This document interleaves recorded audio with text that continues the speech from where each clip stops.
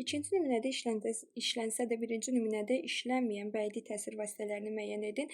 Təsir vasitəsini istəyir deyə bunu çıxıram. Bədii təzad ifadə vasitəsidir. İnversiyanı çıxıram.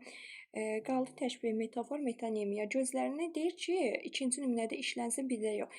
Gözlərin şehlə silib oyanan, ürkək-ürkək sağa-sola boylanan, dağ döşündə boynu bükük dayanan, bənövşənin indi gülən vaxtıdır, bənövşənin gülən vaxtıdır. Baxaq buna. Bir körpə uşağam, bir körpə uşaq kimiyəm? Özünü bənzədir. Deməli, təşbeh var. Birincidə amma təşbeh yoxdur. Biri götürə bilərəm. Sonra saçlarım gümüşə batar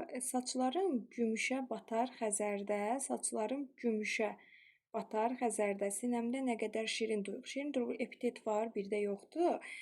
Coşar, dalğalanar, artar xəzərdə, sinəmdə nə qədər şirin duyğuların coşması, dalğalaması, metafor, gözlərini şehlə silib oyanan, ürkək-ürkək sağa-sola boylanan, dağ döşündə boynu bükük dayanan, bənövşən. Burada bənövşənin etməsi də metafordur. İkisində də metafor var. Cavab 1-3.